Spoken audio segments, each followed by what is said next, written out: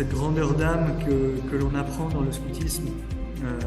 Parce que dans le pardon, pour pardonner, l'enjeu, c'est d'avoir un cœur qui s'élargit. C'est un cœur qui ne retient pas la faute de l'autre, qui est capable de passer au-delà de la faute de l'autre. Bonsoir à tous, je suis ravie de vous retrouver ce soir pour ce dernier webinaire d'Urasso, cette dernière conférence sur les relations, le cycle que nous avons entamé il y a environ un mois. Je suis Delphine Brosseau et je suis directrice d'Urasso et je suis en compagnie de Don Augustin Azaïs. Bonsoir Don Augustin. Bonsoir Elphine, bonsoir à tous. Alors, donc vous êtes avec nous puisque nous proposons cette conférence. C'est une conférence dans le cadre de nos différents événements, nos webinaires autour de la progression personnelle. Et donc là, c'était un cycle de 4 conférences autour des relations, toujours dans l'objectif de vous accompagner dans votre progression scout, de vous accompagner dans votre fidélité à la promesse et de vous accompagner tout simplement en tant que chrétien, pour ceux qui n'ont pas forcément fait de scoutisme et qui sont avec nous ce soir. Alors, c'est la dernière conférence. Cette dernière conférence va porter sur le pardon. Vous avez déjà les replays des 3 autres conférences précédentes qui sont disponibles. La première était sur la culpabilité, se délivrer de la culpabilité. La deuxième était déjà avec Don Augustin Azaïs sur la jalousie, ce péché qui empoisonne nos relations. Et la semaine précédente, nous étions avec Bénédicte Sion pour comprendre les blessures d'enfance. Et donc voilà, une progression ascendante vers cette dernière conférence sur le pardon, beau thème que nous allons aborder ce soir. Donc, Augustin Azaïs, vous êtes donc prêtre de la communauté Saint-Martin. Vous enseignez la théologie morale à la maison de formation de cette même communauté et vous êtes également économe général adjoint. Et vous avez en effet fait plusieurs conférences sur justement les thèmes que nous avons abordés pendant ce cycle. Alors là, vous allez y rajouter une petite touche scout pour ce soir et pour notre auditoire. Voilà, on va aborder la façon petit à petit d'apprendre à pardonner. On sait que ce n'est pas facile, nous l'avons tous vécu. Nous avons parfois envie de pardonner et nous n'y arrivons pas complètement, pas pleinement. D'autres fois, nous avons même cette difficulté à avoir le désir de pardonner. Il y a des offenses profondes, graves.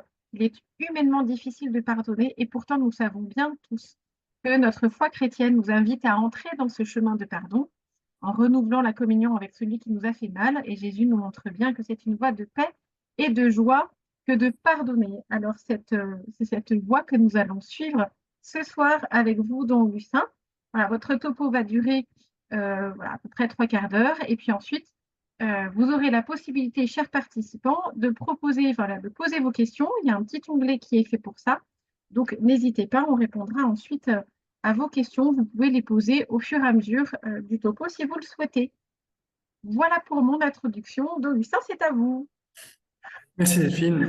Bonsoir à tous. Nous nous lançons là dans cette dernière conférence, ce dernier topo là, du cycle sur les relations. Sans doute c'est qu'il n'y a pas de meilleure façon de terminer un cycle sur les relations. Qu'en se penchant sur la question du pardon, en s'interrogeant sur la question du pardon. On sait que nos relations ont besoin d'être réparées, elles ont besoin bien souvent d'être guéries. Et ce que l'Église nous propose, ce que le Seigneur Jésus nous propose pour réparer ces relations, c'est le pardon. On voit que cette question du pardon, elle est importante, elle est même fondamentale dans nos vies. Pourquoi est-ce qu'elle est si importante? D'abord parce que c'est Jésus lui-même qui nous demande de pardonner. C'est Jésus qui nous invite à pardonner, mais c'est aussi parce que c'est lui-même qui nous a montré la voie du pardon. En pardonnant, nous mettons aussi à la suite de Jésus lui-même. En fait, il y a quelque chose de spécifiquement chrétien, sans doute, dans le pardon, dans le désir de pardonner, c'est-à-dire dans ce refus, en fait, de laisser le mal l'emporter dans une relation. Ce refus de la spirale de la violence, là, dans la sortie de la spirale de la violence. Et c'est pas si simple, effectivement, de pardonner. C'est pas simple. Ça, c'est notre expérience. parce que bien souvent c'est un peu facile à dire, hein, il faut pardonner. Ah, vas-y, pardonne. Hein, où en es-tu de ton pardon? Et comme je suis chrétien, je dois pardonner. Et il peut nous arriver d'avoir du mal, hein, à pardonner, parce que l'offense faite est difficile, parce qu'elle est ancienne, parce qu'elle est profonde. Et ajouter au fait de ne pas réussir à pardonner, on peut même quelquefois vivre comme une culpabilité supplémentaire même de ne pas arriver à pardonner, hein. Non seulement j'aimerais pardonner, j'y arrive pas, et comme j'y arrive pas, eh bien je me sens encore plus coupable en fait parce que je n'arrive pas à pardonner, hein. Et donc là, avant de commencer, avant d'entrer peut-être dans des choses, on va essayer d'aborder la question de manière assez pratique, en fait, hein. Le thème, c'est apprendre à pardonner. Donc, on va se poser des questions assez simples, de dire, mais finalement, c'est quoi les étapes du pardon? Comment est-ce qu'on prépare un pardon? Comment est-ce que on peut effectivement entrer dans un pardon? Et avant de rentrer dans ces choses peut-être plus pratiques, sans doute qu'il est bon de nous rappeler qu'il y a une grâce du pardon, qu'il y a des pardons qui sont quelquefois humainement difficiles, hein, et il y a des pardons qui sont portés en nous, hein, par le Seigneur lui-même, et que finalement, avant même de pardonner, il y aurait peut-être deux préalables, même deux étapes qu'on va peut-être pas approfondir ce soir, mais qui est d'abord pour pardonner, se laisser pardonner. Euh, pour que je puisse pardonner, ben, aussi, il faut que j'apprenne à être pardonné par Dieu. Et ça, c'est vraiment une étape fondamentale dans le pardon. Avant même de poser le pardon que je dois poser face à une offense qui m'est posée, il est bon que j'ai expérimenté moi-même le fait d'être miséricordieux, hein, d'avoir reçu la miséricorde de Dieu, pour que à mon tour je puisse avoir ce cœur miséricordieux.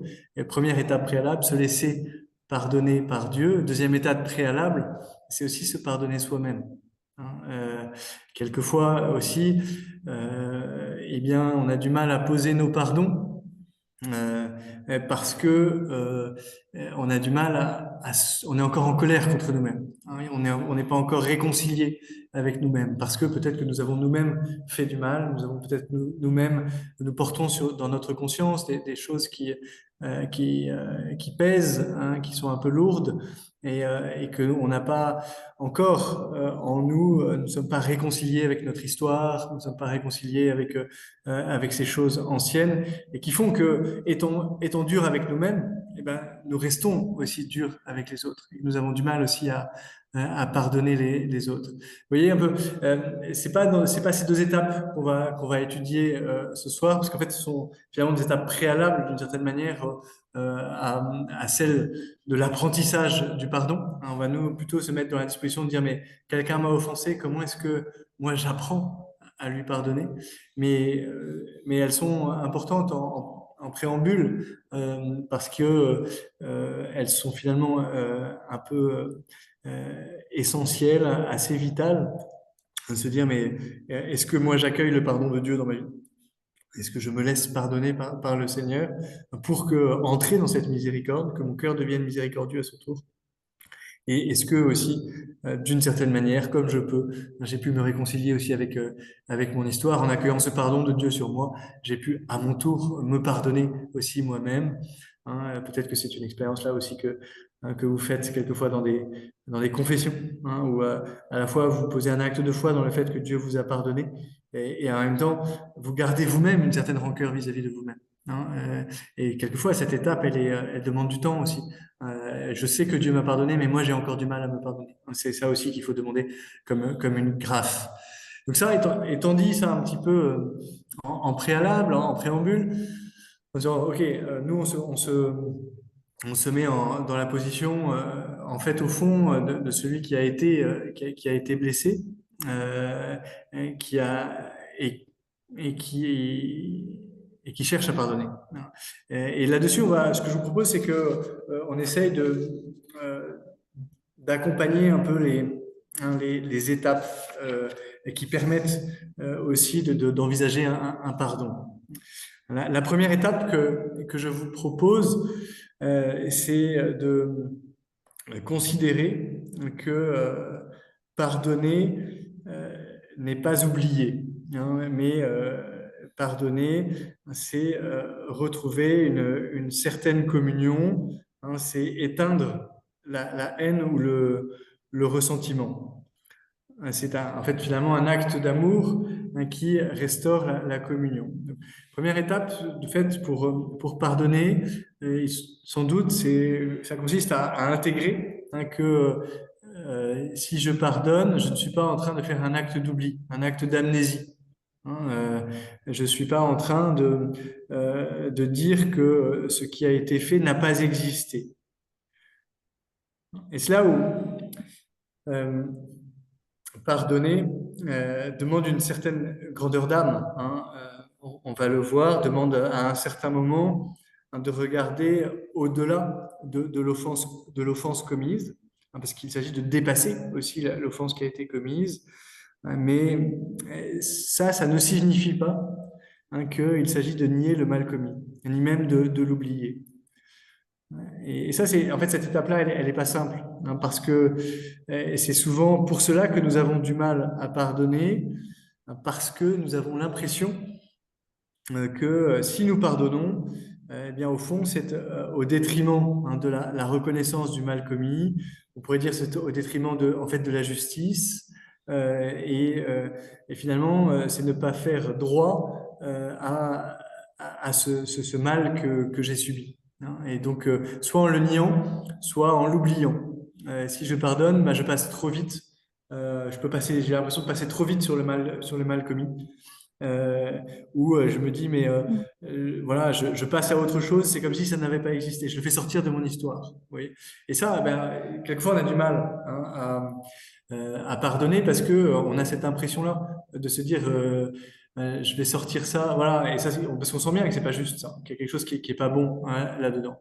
Donc finalement, cette première étape préalable, là, dans la préparation du pardon, c'est d'abord reconnaître le préjudice subi, hein, reconnaître le mal subi. Pour pardonner, il faut que j'ai pu mettre à un certain moment des mots, hein, sur le mal qui a été commis, j'ai pu reconnaître effectivement que ce qui a été fait m'a fait du mal, hein, et que je suis pas en train de nier ça, hein. Et donc, et cette étape-là, finalement, elle est importante pour préparer le pardon, hein, qui va pas être finalement une façon d'évacuer, hein, l'offense, hein. Quelquefois, d'ailleurs, dans nos façons de pardonner, même quelquefois, on dit oublie ça, c'est pas grave, on oublie, quoi, voilà. Mais quelquefois, il y a quelque chose un peu dangereux là-dedans, hein. C'est que on peut ne pas passer trop vite en fait, hein, sur le mal qui a été commis. Alors, il y a des offenses qui sont petites et qui méritent pas qu'on s'arrête au-delà de ça, hein. Mais quelquefois, effectivement, il peut y avoir des offenses qui sont plus importantes. C'est souvent une question qu'on pose dans les préparations au mariage, hein. Faut-il tout pardonner, hein?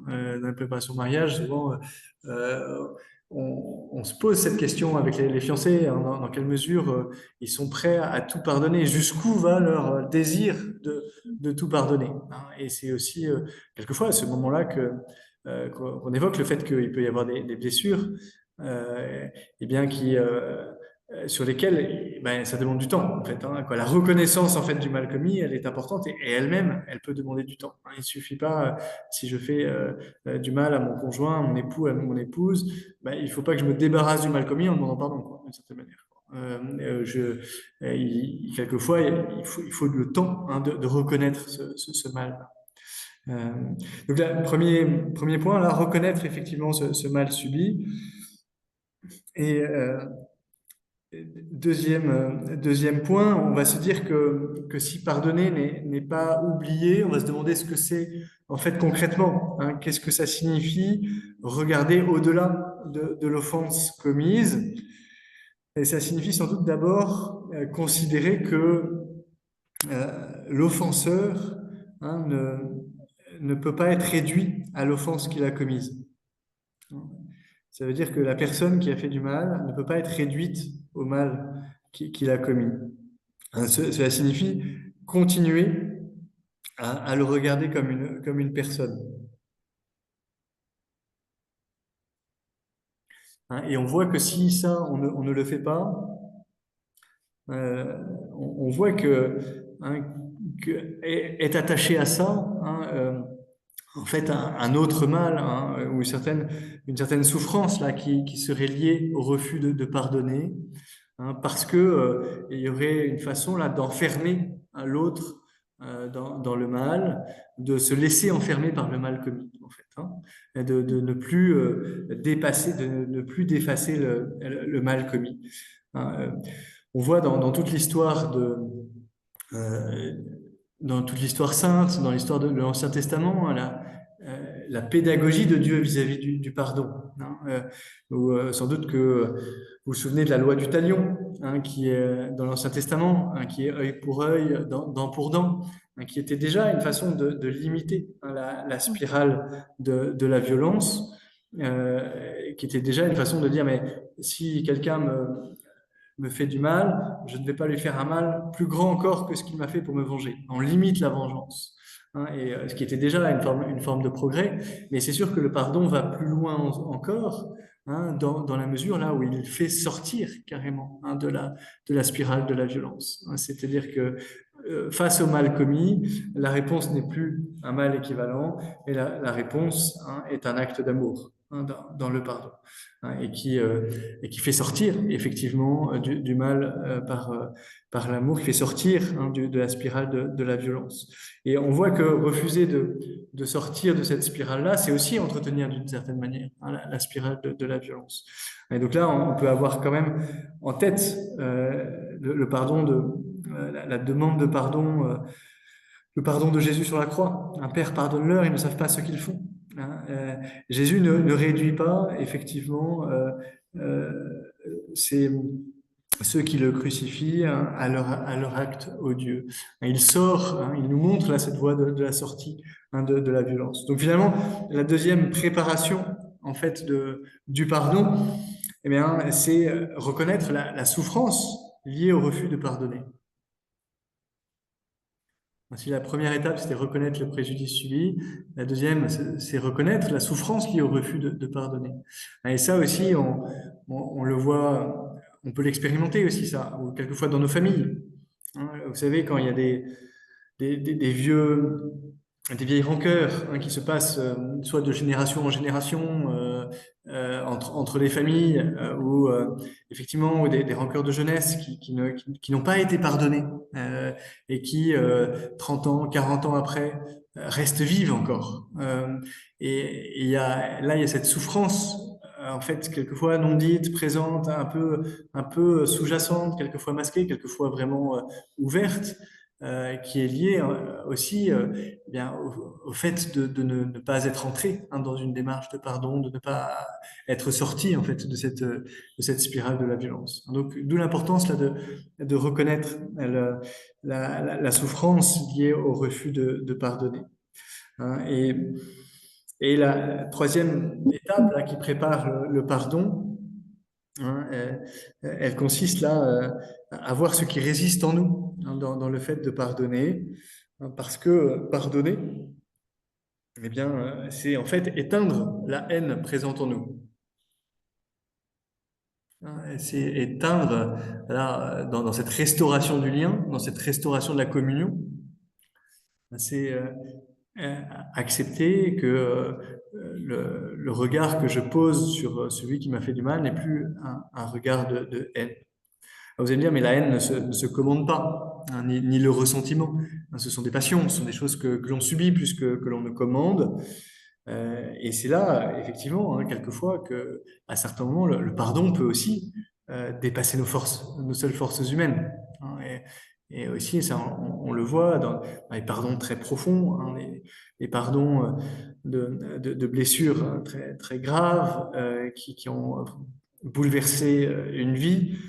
Eh bien, on voit aussi là qu'il peut y avoir quelque chose qui dépasse nos seules forces, quoi. D'où l'importance là d'entrer aussi dans un pardon théologal, quoi, hein, un pardon qui est porté par la grâce de Dieu en nous, hein, c'est le pardon de Dieu qui passe aussi à travers notre pardon, hein, ce pardon dans la foi. Alors, lorsque nous ne pouvons pas pardonner, Dieu peut nous porter au pardon, hein, nous aider à poser un acte intérieur de pardon, alors que peut avoir plein de résistances encore affectives, passionnelles, mais il y a quelquefois là cette décision intérieure, hein, dans la foi, dans la prière, de dire mais je décide de pardonner alors que mon cœur est encore bouleversé, que j'ai encore et de la colère et de la tristesse, mais je me laisse porter, hein, intérieurement par ce pardon.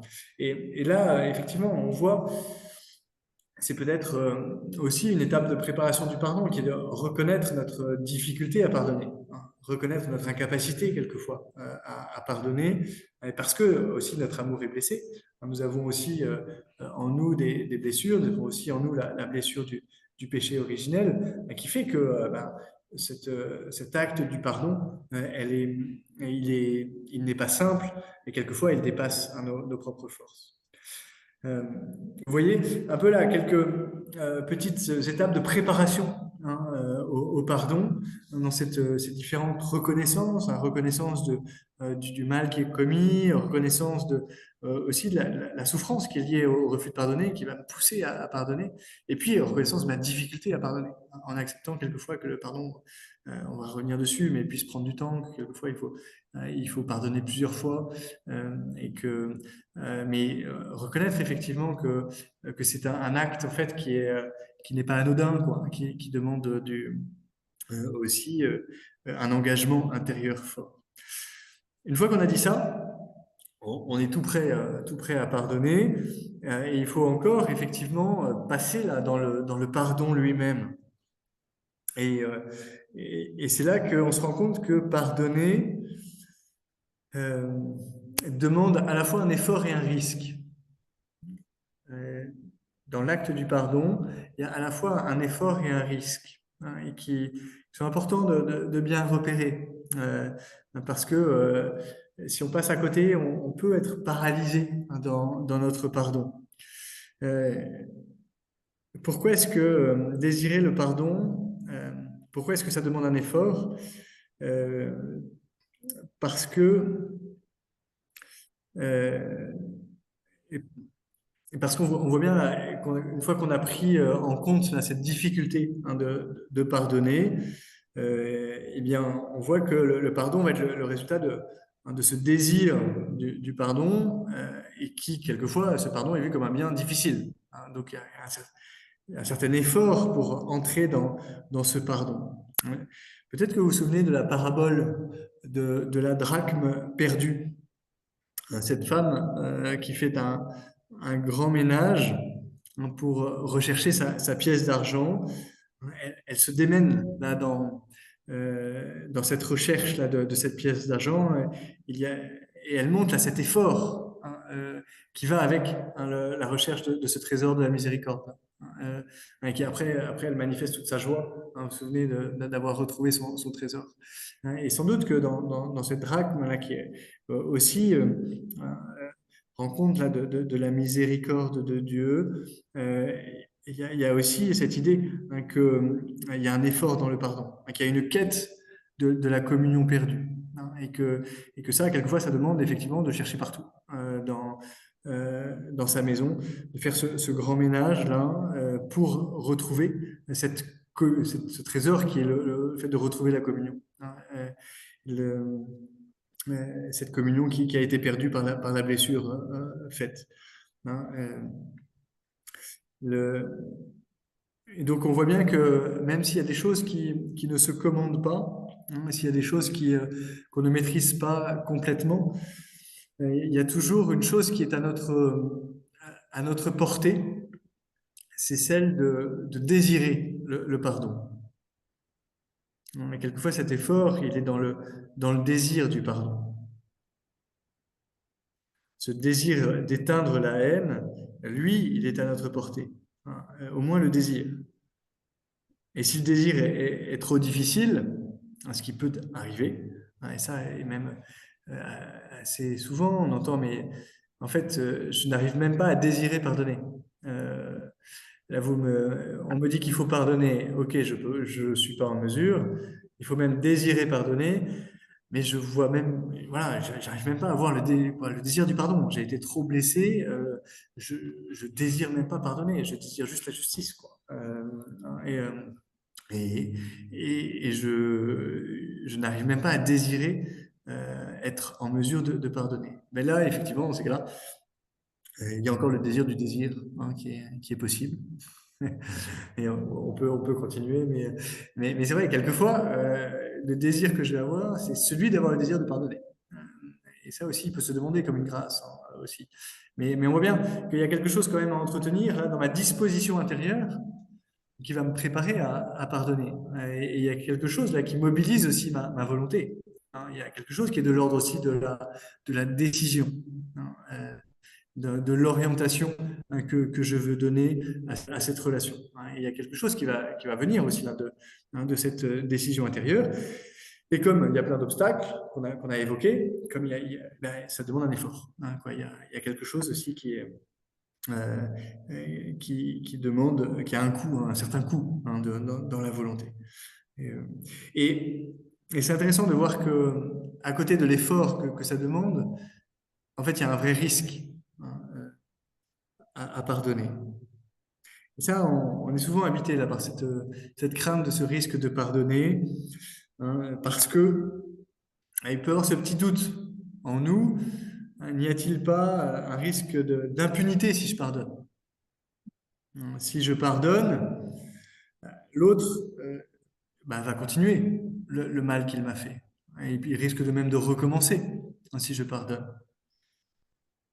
Hein, il pourrait même instrumentaliser mon pardon. Si je lui pardonne, il va dire au fond, c'est moi qui avais raison.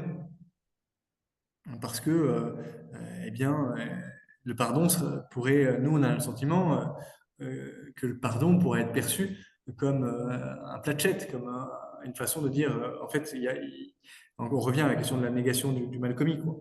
Et ça, la crainte qu'on peut avoir, c'est que ce soit instrumentalisé, voilà, que ce soit saisi par l'autre comme un instrument de domination. Hein. Et on voit bien, autant on sait qu'il y a un risque à demander pardon. Euh, Demander pardon, c'est toujours un risque. Hein, parce que lorsque je demande pardon, eh bien je me mets en situation de vulnérabilité. Hein, quand je demande pardon, euh, eh bien, je me mets en dépendance du pardon de l'autre. Hein, j'attends. Et ce moment est toujours un peu délicat, un peu difficile, où j'ai demandé pardon et j'attends la réponse. Est-ce qu'il me pardonne ou pas? Vous voyez, cette suspension-là, hein, ce moment en suspens, là, où j'ai demandé pardon et je ne sais pas si l'autre va accepter ma demande de pardon, s'il va me pardonner. Hein. Et ça aussi qu'on vit dans le sacrement de la confession, euh, de se dire, mais quand on vit vraiment effectivement la contrition, et qu'on est conscient que le pardon n'est jamais dû, hein, il n'est jamais dû. Et en même temps, on le vit dans la confiance, bien sûr, hein, dans la infinie miséricorde du Seigneur. Hein, que, au fond du fond, on a cette confiance que Dieu pardonne. Et il y a quand même toujours ce moment de dire, mais je te demande pardon, et en fait, c'est pas une évidence. C'est jamais ce moment où c'est pas parce que je t'ai demandé pardon que c'est dû. Hein, que c'est pas simplement quelque chose qui est dû en justice. Hein, c'est quelque chose qui est toujours une gratuité de Dieu, hein, son pardon. Et d'où l'importance là, de cet espace-là. Je me rends compte de ce que et je demande pardon. Je dépends de l'autre que quand je lui demande pardon. Donc on voit qu'il y a toujours un risque quand on demande pardon. Hein, parce que des fois, c'est ce qui fait qu'on a du mal à demander pardon, à faire le premier pas aussi. On a du mal à aller voir l'autre en disant mais voilà, je t'ai fait du mal, c'est pas juste un excuse-moi rapide, mais un vrai je te demande pardon. Hein. Parce que ce risque-là, il aussi, il fait travailler l'humilité, et il est pourtant, hein, il fait partie là, vraiment euh, de la démarche de la demande de pardon. Mais s'il y a un risque pour celui qui demande pardon, en fait, il y a un risque aussi hein, pour celui qui pardonne. Hein, parce que, d'une certaine manière, hein, même quand je pardonne, il y a un risque parce que je sors de la situation dans laquelle j'étais, hein, qui était, en fait, j'étais habité par ce ressentiment vis-à-vis de la personne qui m'avait fait du mal. Et accepter de pardonner, c'est sortir de cette situation-là, hein, et ça m'oblige à me déplacer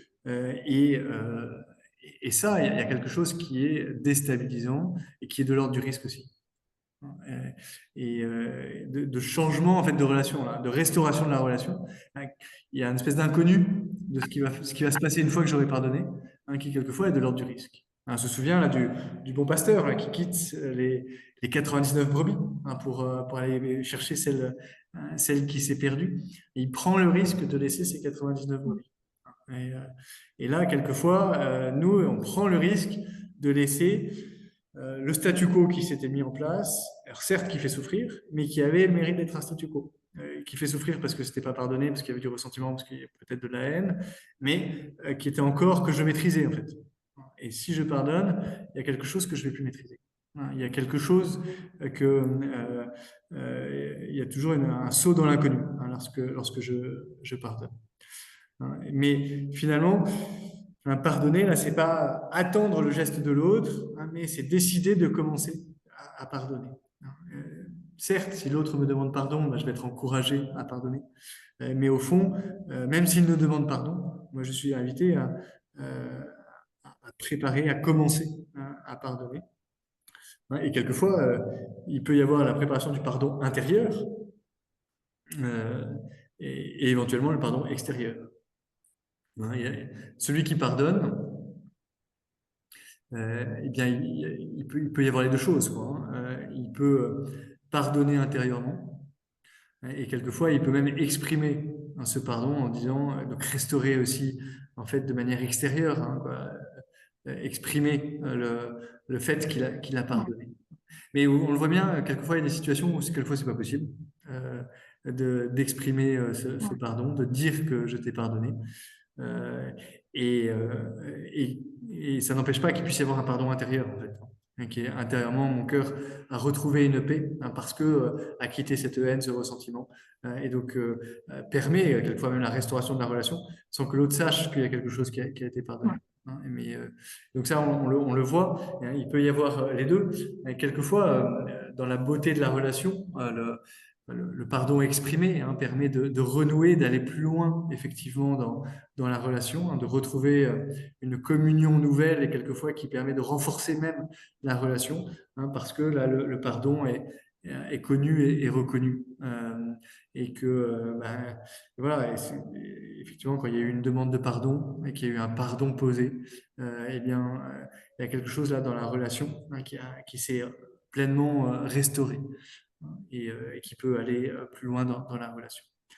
Mais on voit en tout cas le risque qui est lié au pardon, ce risque du saut dans l'inconnu, et pourtant un risque nécessaire pour faire grandir la relation, pour avancer dans la relation. Et puis, euh,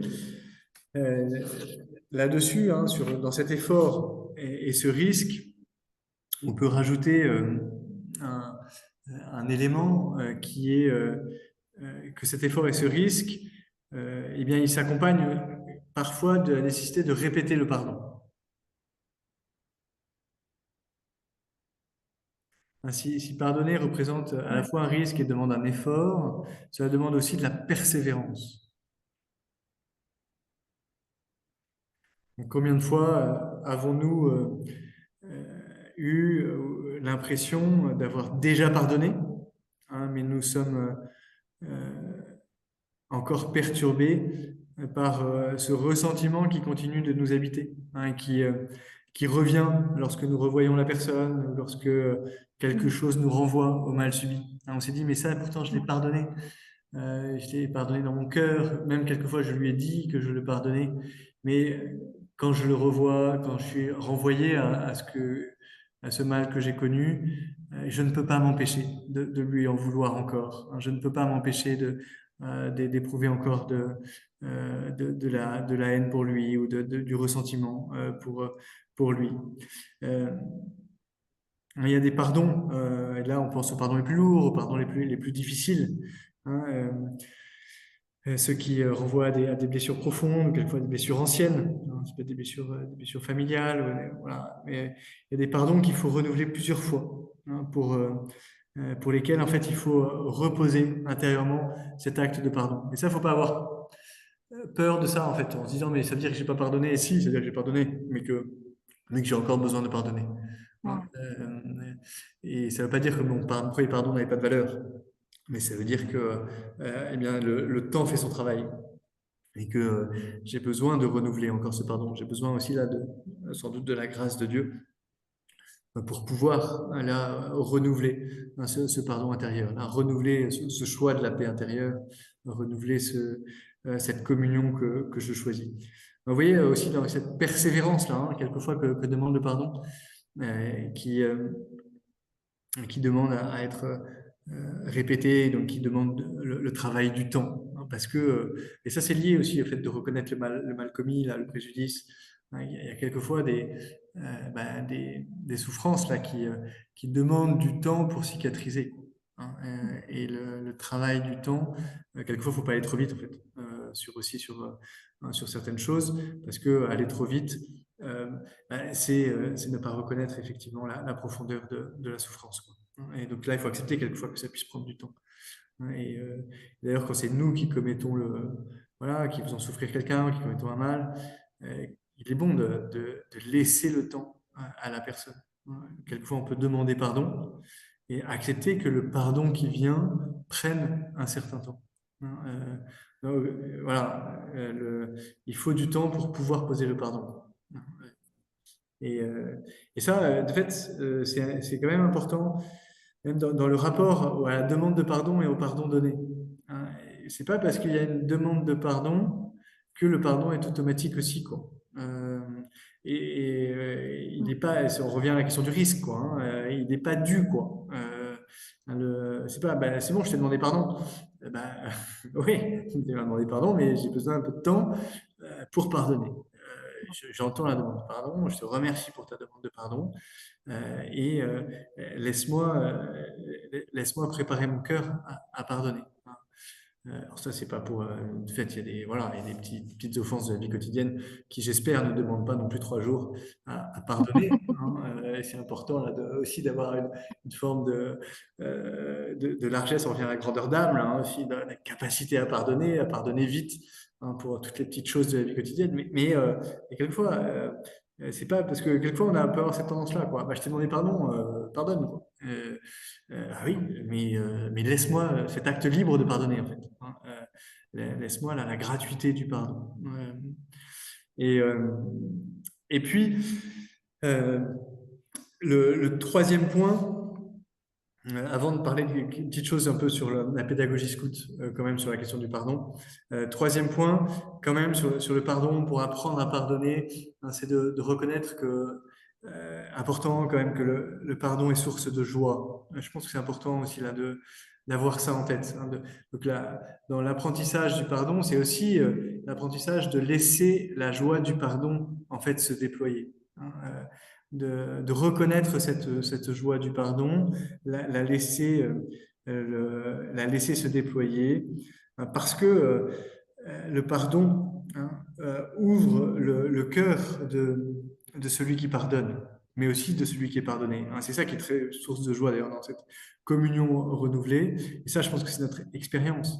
Hein. Si vous avez vécu des beaux pardons, si vous avez déjà demandé simplement pardon parce que vous aviez fait du mal, vous avez accueilli le pardon de la personne, ou inversement, mais vous avez senti que votre cœur, à ce moment-là, s'ouvrait, hein, que ce cœur-là, ce cœur blessé, quoi, hein, qui laisse l'autre aimer, qui se laisse aimer par l'autre, qui dit, mais malgré ce que tu m'as fait, je t'aime quand même, hein, je continue de t'aimer, je choisis de t'aimer. Euh, et bien là, il y a vraiment quelque chose qui ouvre le cœur. Hein. Et ce cœur miséricordieux, c'est pas pour rien que la miséricorde du Seigneur, hein, elle vient de ce cœur blessé de Jésus, quoi, hein, de ce cœur ouvert de Jésus sur la croix, hein, de ce cœur aimant de Jésus. Hein. C'est aussi la miséricorde, le pardon, hein, il vient d'un cœur qui s'ouvre. Hein. Et un cœur qui s'ouvre, c'est aussi un cœur qui se laisse blesser d'une certaine manière, hein, qui n'est pas fermé, quoi, hein, et donc qui est vulnérable aussi. Hein. Et une forme de vulnérabilité du cœur, hein, qui vient là, qui se déploie dans l'échange du pardon.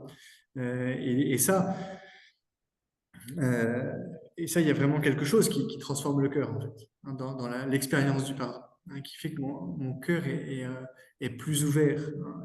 Et finalement, je pardonne pas parce que l'autre a changé, hein, mais en pardonnant, je permets à l'autre de changer aussi. Parce que finalement, je permets d'ouvrir son cœur aussi, hein, parce qu'il reçoit le pardon et ça lui ouvre le cœur. Il y a vraiment quelque chose là qui est lié à l'ouverture du cœur, hein, et qui est ça est vraiment source de joie. Parce que là, il y a le déploiement effectivement d'une belle charité, hein, d'un amour miséricordieux, et d'un amour qui est source de joie. Et ça, j'espère aussi, hein, que vous avez pu dans votre vie expérimenter un jour, hein, la joie d'être pardonné, ou la joie de pardonner, de retrouver une communion, de retrouver une belle relation après un pardon qui peut-être a coûté. Et en fait, ça, c'est vraiment la joie de la charité. Et c'est vraiment la joie comme fruit de l'œuvre de l'Esprit Saint dans notre vie, quoi. Hein, parce que ce pardon-là, il est porté par la grâce, il est porté par la vie de l'Esprit en nous. Hein, et ça, c'est vraiment une source de joie et de vitalité, d'ailleurs. Hein, de grande vitalité. Vous voyez comment là, le pardon aussi, apprendre à pardonner, c'est aussi laisser reconnaître là, cette joie qui vient du pardon. Euh, et en quoi le scoutisme est une école du pardon, en quoi aussi, si vous avez une expérience scout passée, comment est-ce que de faire mémoire de votre expérience scout passée peut nourrir votre façon de pardonner, hein, votre engagement dans le pardon? Comment est-ce que la mémoire de votre promesse, peut-être de votre départ, de votre parole de feu, euh, je suis plutôt aumônier chez les SUF. Engagement libellé. Je suis aumônier de la branche rouge. Comment est-ce que effectivement c'est euh, la vie scout en fait aussi à la fois prépare au pardon et puis en fait est une ressource encore même lorsqu'on n'est plus scout pour continuer à pardonner. Je pense que euh, il y a dans le scoutisme euh, il y a d'abord tout le rapport, je pense, à la fraternité, en fait, hein. Dans l'école de la fraternité que l'on apprend dans le scoutisme, il y a vraiment ce désir de vivre une authentique, hein, fraternité qu'on trouve dans la loi, hein, le scout est l'ami de tous et frère de tout autre scout.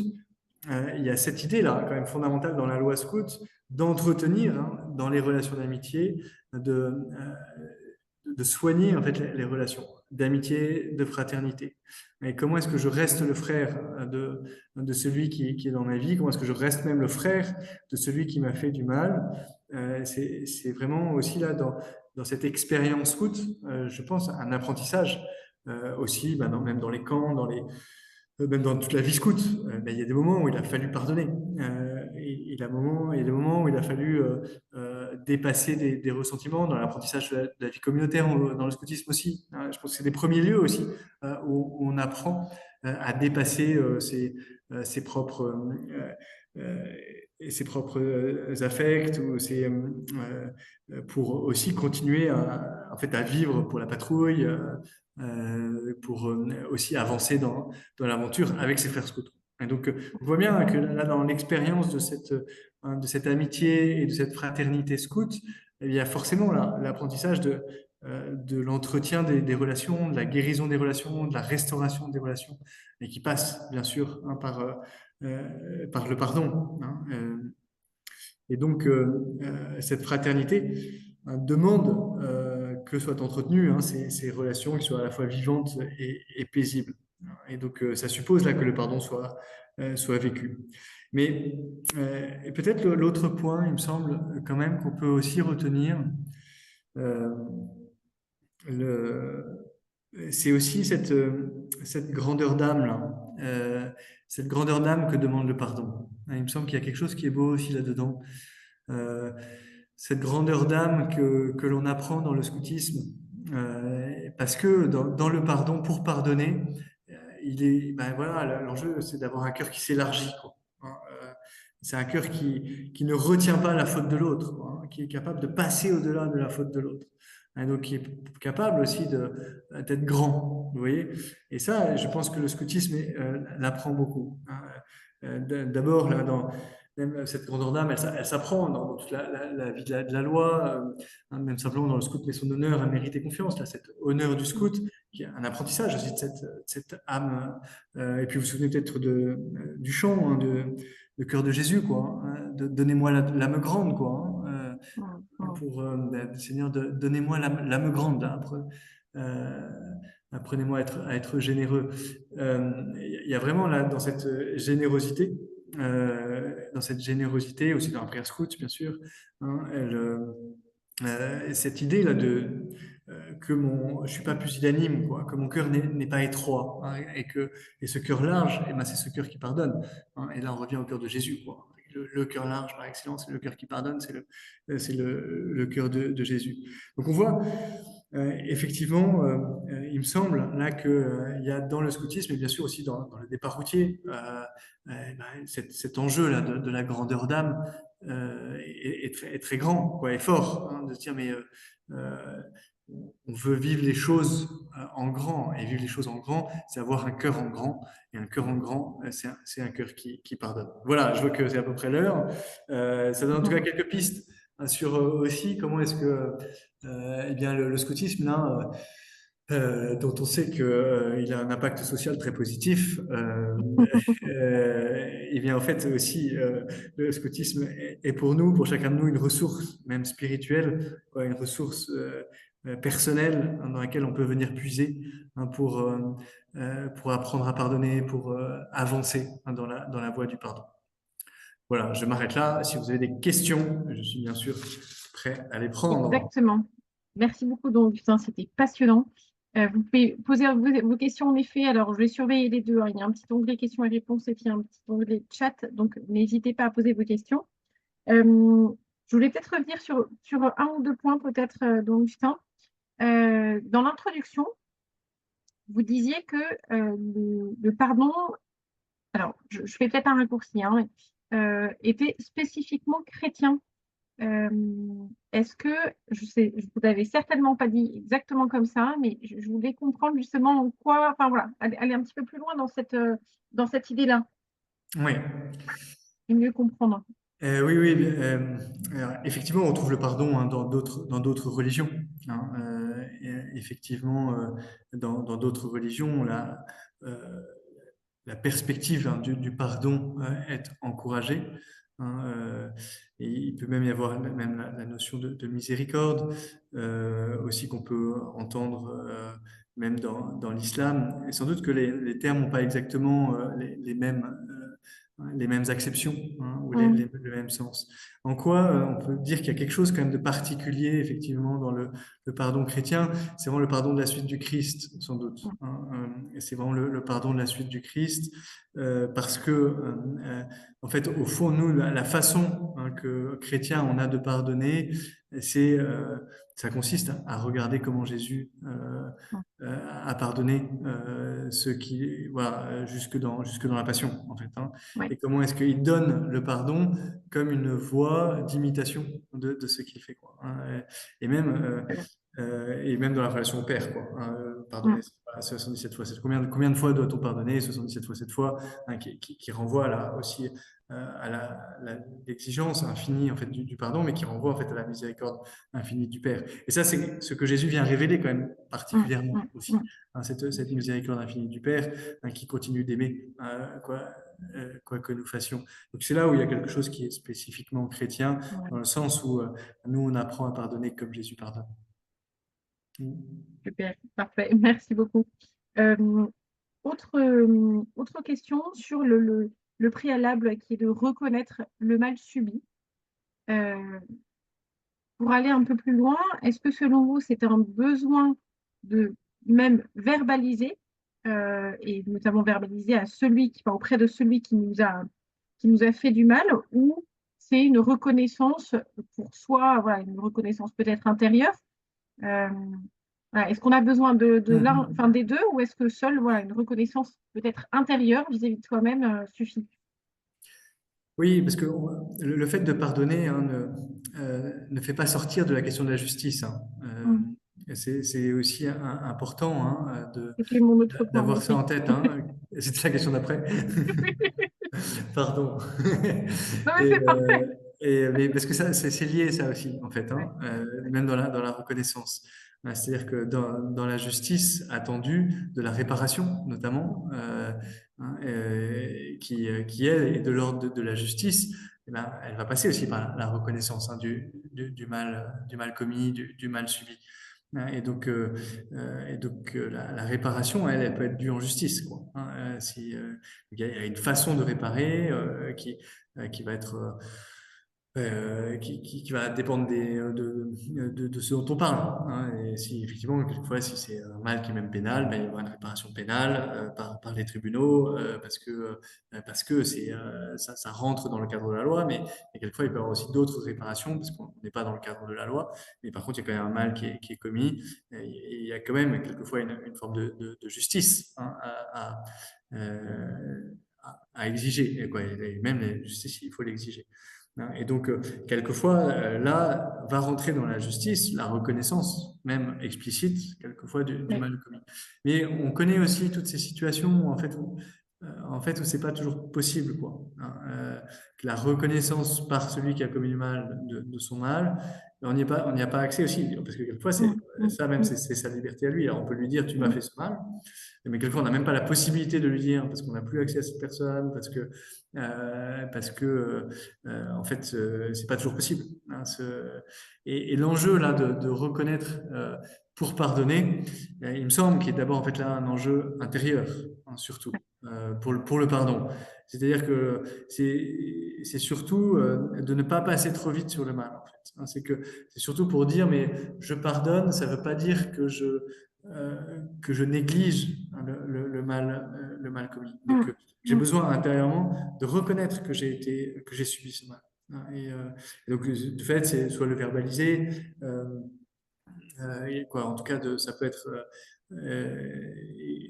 Quelquefois, on a besoin d'en parler à quelqu'un, on a besoin d'avoir un vis-à-vis Ouais. aussi pour être écouté, en fait, sur ce mal commis. Mais c'est pas forcément la personne qui a commis ce mal qui va nous écouter dessus. Ouais, bien sûr. Oui. Ok, super. Merci beaucoup. Alors, juste avant une question, Bruno. Alors, une situation un peu spécifique. Euh, En fait, parfois, le pardon ne se joue pas par rapport à une faute que l'on a subie, une blessure, une épreuve qu'on a subie, mais euh, il peut s'agir d'un pardon pour une faute qui a été subie par quelqu'un d'autre, par un proche ou par son enfant. Euh, et voilà, il y a aussi un chemin de pardon pour une faute qu'un de nos proches ou qu'un enfant a subie. Enfin, j'ai Mhm. l'impression que se joue un peu, enfin, deux chemins de pardon Mhm. est-ce qu'ils se répondent ou pas? Est-ce que chacun fait, enfin, est-ce que l'un peut aider l'autre? Enfin, il y a comme s'il y avait une dépendance. Enfin, est-ce qu'il y en a une ou pas? Enfin, voilà, pour moi, c'est pas très clair ça. Alors, je pense que, en fait, il y a un lien, c'est-à-dire que, et là c'est le lien de l'amour mutuel, en fait. C'est-à-dire que Mm, c'est la question de l'empathie, de la compassion, en fait. Hein.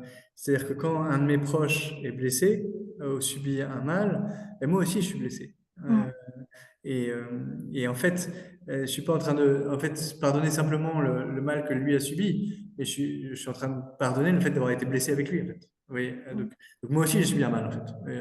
Il faut reconnaître d'ailleurs, et il est bon, je pense, de reconnaître que moi aussi je subis un mal dans le mal qu'a subi mon proche. C'est pas, bien sûr, c'est pas une façon de s'approprier, hein, le mal qu'il a subi lui, la personne que j'aime, euh, mais par contre. Moi, dans mon chemin de pardon dans lequel je vais avancer, il est bon que je reconnaisse en fait en fait, ça m'a fait mal, moi, comme moi aussi, j'ai été touché en fait par cette blessure-là. Et que je suis pas simplement en train de le pardonner pour lui, mais je suis aussi en train mm, de pardonner une blessure que moi j'ai en fait. Et je reconnais en fait la blessure que j'ai. Hein. Donc là, c'est sûr il y a un chemin de pardon qui m'est propre du fait que comme j'aime cette personne, bah, moi aussi j'ai été touché par sa blessure. Et moi aussi j'ai été blessé en fait par sa blessure. mm, Parce que je suis en lien avec elle par un lien d'amour, par un lien familial, voilà, de proximité. Euh, et après, l'enjeu, quelquefois, peut être d'accompagner le pardon de celui qui effectivement a été blessé. Et c'est toujours un travail de liberté, hein, quand même, ce Oui. pardon-là. Et, ça peut encourager, ça peut aider de dire, ben voilà, comme moi je travaille mon chemin de pardon, et c'est bien si on arrive à avancer ensemble dans ce chemin de pardon. Mais aussi, ça demande aussi, en fait, au fond, beaucoup de délicatesse. Euh, Parce que il faut pas que je donne l'impression de m'être approprié le mal de l'autre, en fait. Oui, oui, Euh, il faut pas que je dise, mais en fait, bah, c'est bon, ton mal, en fait, moi, je l'ai pardonné. Et c'est ton mal que non, j'ai pu pardonner ce que, en quoi moi j'ai été touché par ce mal-là. oui. Et par contre, ben, lui, sa liberté, et ça peut être, voilà, et qui a aussi peut avoir son rythme, peut avoir voilà, c'est d'autres éléments, d'autres obstacles. Vous voyez un peu comment ça Mm, peut, mm. et on voit bien que c'est lié quand même, Oui, effectivement, hein, c'est très lié.